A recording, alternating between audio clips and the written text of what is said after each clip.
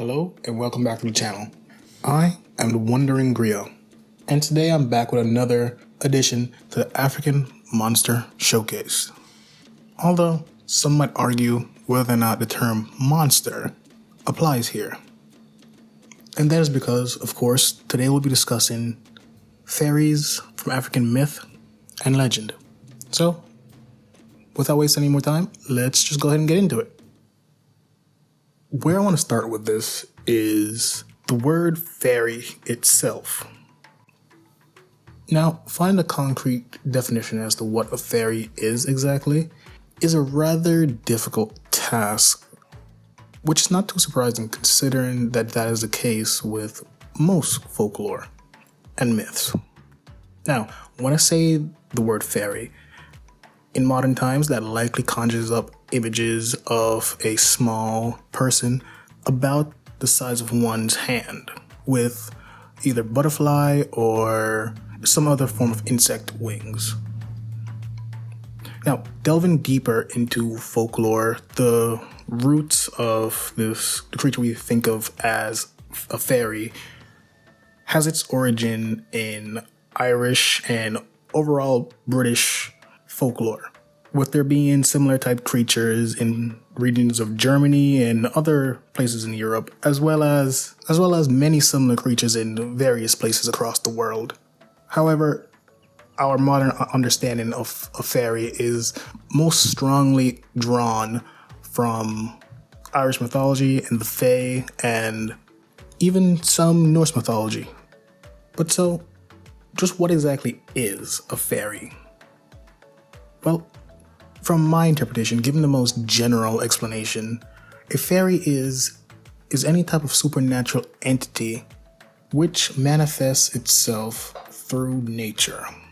That is the definition that I will be going with for the duration of this video.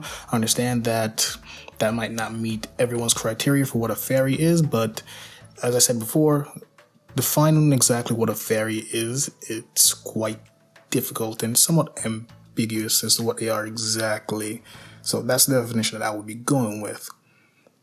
Now, with that being said, I would like to focus on a few specific creatures from African folklore and legend who bear similar qualities to what we would commonly think of as a fairy. So the first of these creatures that I would like to start off with is the Aiza. The Aiza comes to us from the Fawn people of the Dahomey Kingdom in West Africa. These diminutive forest-dwelling entities are said to bring good fortune to hunters and even occasionally aid them with their unique and magical knowledge, such as the ability to manipulate luck and grant favor during a hunt, or even their skills to create medicine from the herbs and plants of the forest. In fact, in some fawn stories, it is said that it is the Aiza who first taught men how to properly use medicine. So far as what I could find about detailed descriptions of the Aiza, they originally were described as simply diminutive people around 1 to 2 feet tall who lived in anthills and in cotton trees. And one interesting fact I did discover while researching this creature is that while later depictions of the Aiza shows them with wings similar to what we know a fairy to be, the original descriptions may not have matched this, in a similar way that the fairies in European folklore were also not necessarily said to have wings like the common image of the fairy that we have in our heads today. And from what I can gather, no one is quite sure if it was African culture that influenced the image that we have of fairies today with insect-like wings, or if it was the other way around, with European influences changing the depiction of the Aiza. The human relationship with the Aiza varies somewhat from the typical depiction of fairies in fiction and mythology. Fairies are usually portrayed as trickster spirits who lead humans astray when they enter the wilderness. Although there are some fairies who are known to bring good fortune to humans when they are appeased. However, from what I can tell, the majority of stories featuring the Aiza primarily depicts them as a benevolent force that aids humanity, rather than seeks to harm. Other than their ability to heal and bring good fortune, it is also said that the Aiza possesses mastery over fire, as well as other spiritual crafts. The Aiza has made a few appearances in modern times in popular culture, in works of fiction, such as the fantasy novel Moon Witch Spider King by Marlon James, which, by the way, will be a trend going forward, because Marlon James apparently just felt like including as many mythical African creatures as he could in his novels. So just get used to me mentioning that particular book series. In the novel, James depicts the Aiza as the typical insect-winged fairy, only difference being that they possess sub-Saharan African features rather than European features. The Aiza also makes another rather interesting appearance in the fantasy novel By Sea and Sky by Antoine Bandele. In the novel, there's a character who is half human, half Aiza. Now, as far as I could find, I don't think there is a mythological depiction of humans interbreeding with Aizas, but that's neither here nor there. It is a rather creative interpretation of the mythology, and it worked rather well. The character in question was depicted as a human of shorter than average height with insect-like wings that enabled her to fly. So now let's talk about Yumbos. The Yumbo comes to us from the Wolof people of the Senegal region in West Africa. Yumbos are similar to Aizas in height. They stand at about 1 to 2 feet tall and are said to be the spirits of the dead.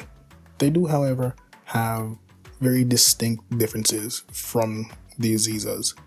Yumbos are said to be very pale, with bone white skin and silvery hair. They seem to fill a very similar role in mythology as many other fairy-like creatures do. The Yumbos lean more towards the benevolent side. They're said to host feasts where they will invite humans to dine with them. Yumbos, however, also have a more mischievous side. They're said to quite often steal food from humans. In particular, they're very fond of corn. Another mystical aspect of the Yumbo is the fact that while they are hosting a feast, they and whoever they invite are served by invisible entities whose only visible feature are their hands and feet. It is said that the Yumbos are able to see these entities, whereas humans are not able to fully perceive them. Yumbos have also made recent appearances in media. The one that comes to mind is Skin of the Sea by Natasha Bowen, and they even make a brief appearance in the Harry Potter series, tangentially, in the expanded lore of the universe. This next creature might not necessarily fit neatly into the criteria of a fairy. There are those who consider creatures such as gnomes and goblins and imps to be underneath that general umbrella of what is considered a fairy. So with that in mind, the next creature I'd like to mention comes to us from the Central African region. That creature is called the Eloko. Similar to the Yumbo, the Eloko is said to be the spirit of a deceased person who haunts the forest. Elokos are said to live deep within the forest in the most dense parts of it, inside of hollowed out trees. The Eloko is said to be a bit taller than the Yumbo or the Aiza. They stand at around 5 to 4 feet tall. Their bodies are said to always be covered not in hair, but grass or leaves. They have sharp teeth and are capable of swallowing an entire human whole, apparently, despite their diminutive stature. It is also said that The Eloko possesses a magic bell, which it uses to hypnotize those who are unfortunate enough to cross its territory of the forest. Now, as you have no doubt noted, the Eloko differs from both the Yumbo and the Aiza in that, unlike those two creatures, the Eloko is definitely a more malevolent and malicious entity. They're not just simply manifestation of those who have passed away. They are specifically the manifestation of those who have passed away while still holding on to a grudge. So when they return in the form of an Eloko, they are driven to cause harm to others. According to myth, it is possible to avoid the ensnaring charms of an Eloko's bell if the passerby has their own talisman or protective charm. The Eloko has also made its way into fiction in recent years in the novel Bacchanal by Veronica Henry, where an Eloko appears as a minor character. So now that we have become slightly more acquainted with a few different types of African fairies, what are some of the ways in which these creatures could be possibly incorporated into a more modern story? I've given this some thought, and for me personally, the particular qualities shared between, and for me, the quality that I would personally highlight for these creatures, it's their relation to nature. They seem to be a spiritual manifestation of nature itself, not necessarily a guardian of nature, more so a custodian. You can see this being the case in the way that the Aiza is knowledgeable about the forest and able to affect the outcome of hunts, and is able to use the beneficial aspects of nature to heal and support humanity. Whereas a creature like the Eloko, on the other hand, is more of a manifestation of the more frightening aspects of nature. And to be more specific, the forest.